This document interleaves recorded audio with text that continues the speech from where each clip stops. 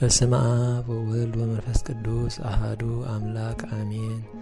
ስንክሳር ናይ ዕለት 4 ሰነ። በዛ ዕለት እዚኣ ቅዱስ ሳኑሲ ካብ ሃገረ በልኪም ብሰማዕትነት ሞተ። እዚ ቅዱስ እዚ መንእሰይ ከሎ ኣባጊዕ አቦኡ ይሕሉ ነበረ። እቲ ምግቡ ከዓ ኩሉ መዓልቲ ነቶም መንእሰያት ጓሶት ኣዕርኽቱ ይህቦም ነበረ። ንሱ ክሳዕ ምሸት ይጸውም፣ ንሕሙማትን እብሰራትን ይበጽሖም ነበረ። ሓደ መዓልቲ መልአክ እግዚአብሔር ብለይቲ ተገሊጹ ኦ ሳኑሲ ተንስእ ናብ ገዛኢ ኪድ ኣኽሊል ሰማዕትነት ክትቅበል ከዓ ብስም ኣምላኽካ ተኣመን በሎ። ምስ ተንስአ መልአክ እግዚአብሔር ተገሊጹ ዝበሎ ነዲኡ ነገራ። ንሳ ከዓ ሓዘነት በኸየት እውን ክትሕዞ ግና ኣይከኣለትን።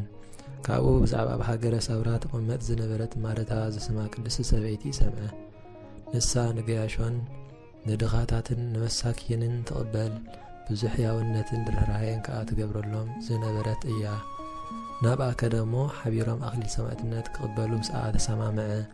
ሓቢሮም ከዓ ኣርሳኖስ ናብ ዝበሃል ገዛኢ ከዱ። ኣብቲ ገምገም ባሕሪ ናይ ምስሪ ኣብ መርከብ ረኸብዎ። ኣብ ቅድሚኡ ድማ ዓዊሎም ንሕና ብግልፂ ክርስቲያን ኢና በሉ። ንሱ ከዓ ብዝተፈላለየ መቕጻዕቲ ክቐጽዕዎም ኣዘዘ። ቅድስቲ ማረታ ኣብቲ መቕጻዕቲ ከላ ነፍሳ ሃበት ዓዕረፈት፣ ኣኽሊል ሰማዕትነት ተቐበለት። ቅዱስ ሳኑሲ ከዓ ኣብኡ ብዝሓደሮ ብሓይሊ ጎይታና ኢየሱስ ክርስቶስ ይዕገስ ነበረ። እቲ ገዛኢ ብምስቃዩ ምስ ደኸመ ምስ ብዙሓት እስራት ሰማዕታት ናብ መኮንን እንዴናው ሰደዶ። ንሱ ከዓ ዓብይ ስቃይ ኣሳቀዮ። ሸኾና እግሩ በሲዖም ኣብኡ ገመዳ እትዮም ብኡ ስሒቦም ኣብቲ ዓዲ ክጎትዎ ኣዘዘ። ከምቲ ገዛኢ ዝኣዘዞም ከዓ ገበሩ። ግናኸ ካብቲ ጥፍኣት ዋላ ሓንቲ ኣይበጽሖን። ድሕሪዚ ካብ ምድሪ ኣክሚም ጠንቋሊ ኣምጽኡ ኣብቲ ዝሰትዮ ጽዋዕ መርዚ ስራይ ገይሩ ስተይሉ ሃቦ። ንሱ ከዓ ብትምህርተ መስቀል ዓትዩ ሰተዮ። ካብቲ ዝጽበይዎ ክፉእ ከዓ ዋላ ሓንቲ ኣይበጽሖን። እዚ ጠንቋሊ በዓል ስራይ ነዚ ተኣምራት ምስ ረኣየ ብጎይታና ኢየሱስ ክርስቶስ ኣመነ። ብሰማዕትነት ሞይቱ ኣኽሊል ሰማዕትነት ተቐበለ። እዚ ገዛኢ ብምስቃዩ ምስ ደኸመ ርእሱ ብሰይፊ ቆርጽዎ ኣዘዘ። ተሰይፉ ዘይጠፍእ ኣኽሊል ሰማዕትነት ተቐበለ። በረኸቱ ምሳና ይኹን ንዘለኣለም ዓለም ኣሜን። በዛ ዕለት እዚኣ ዮሃንስ ካብ ሃገረ ሓራቅሊ ሰማዕትነት ተቐበለ። ነዚ ቅዱስ እዚ ስማብኡ ዘካርያስ ይበሃል። ናይ ዓድታት አንጦጴሳን ኣብለያን ኣመሓዳሪ ነበረ። ስም ኣዲኡ ድማ ኤልሳቤጥ እዩ። እዚኣቶም ነዚ ውላድ እዚ ዕለት 5 ኣብዚ ወርሒ እዚ ምስ ረኸቡ ዮሃንስ ኢሎም ስም ኣውፅኡሉ። ንሳቶም ምስ ኣቦኡን ኣዲኡን ሕቡራት ስም ኮይኖም ንሱ ከዓ ናይ ዮሃንስ መጥምቕ ስም ኣውፅኡሉ። ካብኡ ብስነ ስርዓት ብፍርሃት እግዚአብሔር ኣዕበይዎ። መጽሓፍቲ ቤተ ክርስቲያን ሕሳባት ኩለን ትምህርቲ ፍልስፍናን መሃርዎ። ኣብ ኣዲኡ ዝወደይ ካብ መንገዲ እግዚአብሔር ከይትወፅእ እናበለት ብኩሉ ዘበነ ህይወታት ሓደራኻ ትብሎ ነበረት። ኣቦኡን ከምኡ ይግስጾ ይምዕዶ ነበረ። ድሕሪዚ ኣቦኡ ዓረፈ። ወዲ 20 ዓመት ምስ ኮነ ሓደጎ። ንሱ ከክንዲ ኣቦኡ መስፍን ኮነ። ኣብ ክንዲ ኣቦኡ መስፍን ኮነ። ከባቢ ጳንጦስን ሓራቅልን ካልኦት ዓድታትን ይእዘዝሉ ነበሩ። ከምዚ ኢሉ ከሎ ሓደ ለይቲ ሰይጣን ብኣምሳል መልኣኽ ተረኣዮ። ጎይታ ከምዚ ብለካ ኣሎ በሎ። ናብ ሃገር አንጾኪያ ኪድ ክትነግስ ከዓ ጓል ንጉስ ኑማርዮስ ተመርዖ በሎ። እዚ ቅዱስ ከዓ ምስ ነፍሱ ተሓሳሰበ። እዚ ካብ መልኣኽ ድዩ ወይስ ካብ ሰይጣን በለ። ነገር ግን ካብ ኣፉ ስም እግዚአብሔር ሰሚዕ ኣለኹ። ናብ ሃገረ አንጾኪያዶ ክኸይድ በለ። ካብኡ ከደ ንዲዮቅልጥያኖስ ረኸቦ። ዲዮቅልጥያኖስ ከዓ ጸቢኡ ፈተዎ። ካብ ዝረኣዮ መዓልቲ ጀሚሩ ኣኽበሮ። ንጽባሒታ ምስኡ ኣብ ምስራሕ ከሎ ንኣጵሎን ናብ ቅድሚኡ ከምጽዎ ኣዘዘ። ምስ ኣምጽዎ ድማ እዚ ቅዱስ ዮሃንስ ርዩ ኣቃለሎ። ጸረፎ ነቲ ጣዖት ረገሞ። ንንጉስ እውን ከምኡ። ንጉስ ምስ ሰማይ ዓብይ ቁጣዓ ተቆጥዐ። ኣብ ቤት ማእሰርቲ ከዓ እተውዎ። ኣብ ቤት ማእሰርቲ ከሎ ጎይታና ኢየሱስ ክርስቶስ ምስጋና ንዑ ይኹን ተገልጸሉ። ኣብ ሰረገላ ብርሃን ተቐሚጡ ቅዱሳን መላእኽቲ እውን ምስኡ ሰዓሙ። ብዙሓት ኪዳናት ከዓ ኣተወሉ። ንጽባሒቱ ዲዮቅልጥያኖስ ናብ ቤት ማእሰርቲ ልኢኹ ካብ ቤት ማእሰርቲ ኣውፅኦ። ንዓበል ንኣጵሎንን ንኣርዳሚስን ስገድ በሎ።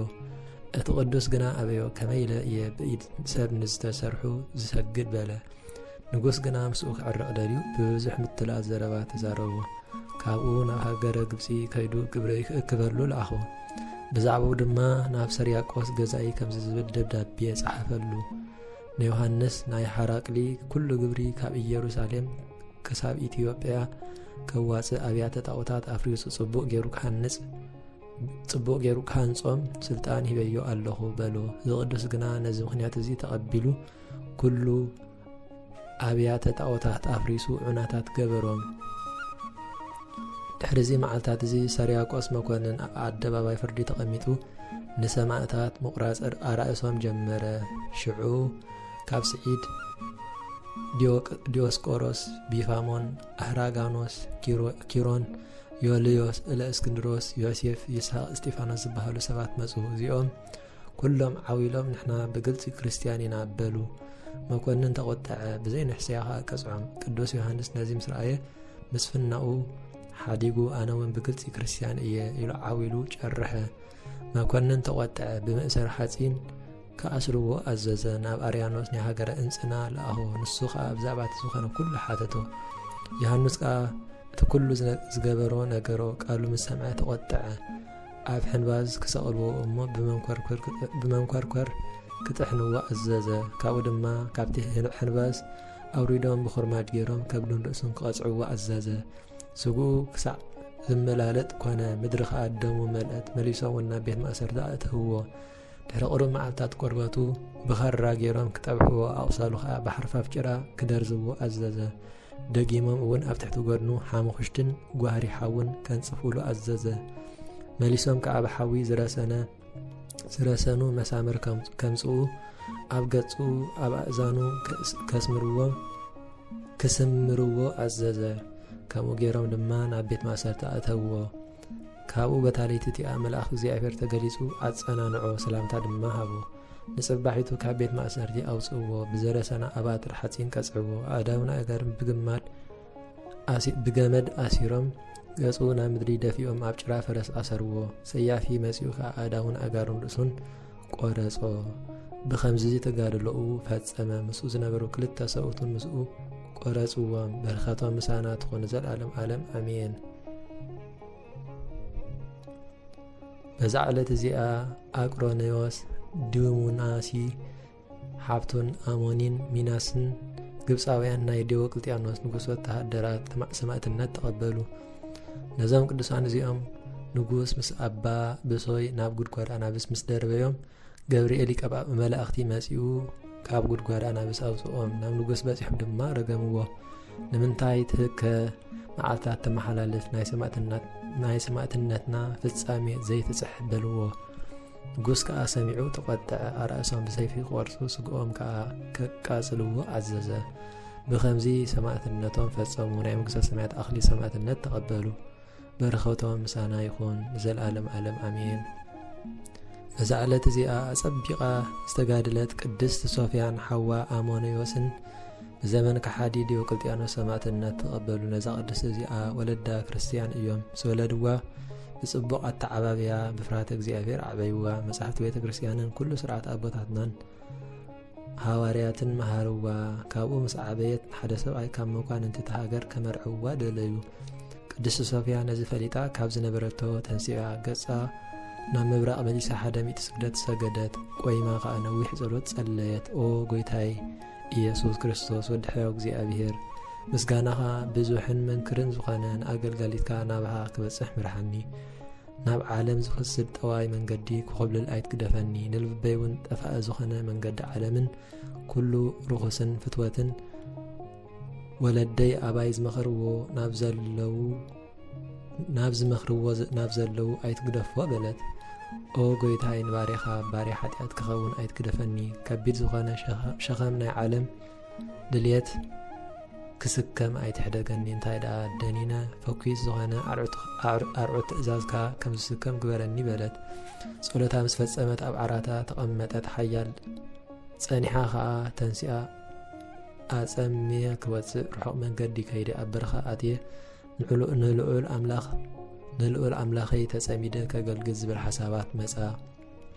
ካብኡ ወለዳ ንኸተገልግላ ኢሎም ዝሃብዋ ንኣገልጋሊታ ጸዊዓ ወይኒ ኣምጺኣ ከተስትያ ኣዘዘታ። ምስ ኣምጽኣትላ ቁሩብ ጥዒማ ክሳዕ ዝውዳእ ስተዮ ኢላ ነታ ገረዳ ኣዘዘታ። ሰትያ ሰኸረት ሽዑ ክዳንኪ ኣምፂ ክዳነካ ምለስዮ ኢላ ሓበታ መሊሳ ድማ ደቅሲ በለታ ምክንያቱ በቲ ሰተየቶ ወይኒ ሰኺራ ልባ ተደፊና ስለ ዝነበረት ሽዑ ታገረዳ ኣጸቢቑ ድቃስ ምስ ጠለማ ኣጸምያ ወፀት እቲ ዝነበረቶ ስፍራ ካብ ወለዳ ኣጸቢቑ ርሑቕ ስለ ዝነበረ ዝረኣያ ኣይነበረን ኣርሒቓ ምስ ከደት ኣብ ሓንቲ መንገዲ ተሓወሰት ብዛዕባ ሃይማኖቶም ካብ ዲዮቅልጥያኖስ ክሓዲ ዝሃድሙ ሰባት ረኸበት ኣብ በዓትታትን በረኻታትን ክሕብኡ ዝደለዩ እዮም ካብኦም ካበይ ደኣልኩም ንስኻትኩም ኢላ ሓተተቶም ሃገሮም ነገርዋ ናበይ ዳ ትኸዱ ኣለኹም በለቶም ብዛዕባ ተቕንእቲ ሃይማኖቶም ካብ ዲዮቅልጥያኖስ ዝረኸቦም ሽግር ኣዘንተውላ እዛ ዘለኽዋ መንገዲ ናብኡ ዶ ተእትወኒ በለቶም ንሳቶም ከዓ ወበልዋ ቁሩብ ሕልፍ ኢላ ደው ኢላ ነዊሕ ጸሎት ጸለየት ካብኡ ከይዳ ኣብ ዲዮቅልጥያኖስ በጽሐት ብጎይታና ኢየሱስ ክርስቶስ ተኣመነት ምስጋና ንዕኡ ይኹን ንጉስ ከዓ ስም ጎይታና ኢየሱስ ክርስቶስ ሰሚዑ ምስጋና ናቱ ዝኾነ ኣምላኽ ኣዝዩ ተቆጥዐ ናብኡ ክቕርብዋ ኣዘዘ ንኣማልኽቲ ንኣጵሎን ስገዲ በላ ንሳ ከዓ ብኢድ ሰብ ንዝተሰርሐ ንርኹስ ጣዖት ከመይ ለእሰግድ በለቶ ነዚ ሰሚዑ ከዓ መሊሱ ተቆጥዐ ብኽርማጅ ሓፂን ገይሮም ክቐጽዕዋ ኣዘዘ መሊሱ ድማ ኣብ ክሳዳ እምኒ ሰቒሎም ስግኣ ቲፍቲፍ ክሳዕ ዝብል ኣብ ሑፃ ክጎትዋ ኣዘዘ ካብኡ ናይ ቤት ማእሰርቲ ኣእተውዋ ንጽባሒቱ ከዓ ከምጽእዋ ኣዘዘ ሕማቕ ሞት ከይትሞቲ ንኣጵሎን ሰዊዒ በላ መለሰትሉ ሕማቕ ሞትስ ንዓኻ ደኣ ንዓይ ግና ብኣምላኸይ ሞተይ ህይወተይ እዩ በለቶ ምስ ቀተልኩኺ ክትሓውዩ ዶ ኮንኪ በላ ንሳ ከዓ ኣተዓሻ ግደፍ ንዓይስ ንኣኻ እውን ትንሳኤ ምድብ እዩ በለቶ እንተኾነ ትንሳኤኻስ ምስ ርኹሳት ኣማልኽትኻ ትንሳኤ ደይኒ እዩ በለቶ እዚ ቃል እዚ ካብኣ ምስ ሰምዐ ኣዝዩ ተቆጥዐ ኣጽምታ ክሳዕ ዝሰባበሩ ብኣባትር ሓፂን ክቕጥቅጥዋ ኣዘዘ እዚ ኩሉ ኣብ ኣፈጸሙ ደጊሙ ድማ ኣብ ዓራት ሓፂን ኣደቂሶም ኣብ ትሕቲኣ ሓዊ ከኣግዱ ኣዘዘ ድሕሪኡ ምስ ዓረበ ናብ ቤት ማእሰርቲ ከእትውዋ ኣዘዘ በታ ለይቲ እቲኣ ድማ መልኣኽ እግዚኣብሔር መጺኡ ኣካላታ ዳህሲሱ ኣቕሳላ ኣሕወየላ ንጽባሒቱ ከዓ ንጉስ ናብ ኣደባባይ ከምጽዋ ኣዘዘ ንሳ በእጋራ እናሰጎመት መጸት ንሳ ተቐቢኣ ካብ ቤት ሕጽኖ ዝወፀት መርዓት ትመስል ነበረት ዲዮቅልጥያኖስ ምስ ረኣያ ነዛ ክርስቲያናዊ ሰበይቲ ሓይሊ ስራያ እስከ ረኣዩ ትማሊ ብሓዊ ኣንዲድና እያ ነርና ሎሚ ከዓ ጥዒት ንርእያ ኣሎና በለ ቅድስቲ ሶፍያ ከዓ ስራይስ ኣይፈልጥን እየ ኣምላኸይ ግና ፈታሒ ስራያት እዩ በለቶ ሽዑ ንጉስ ሕራይ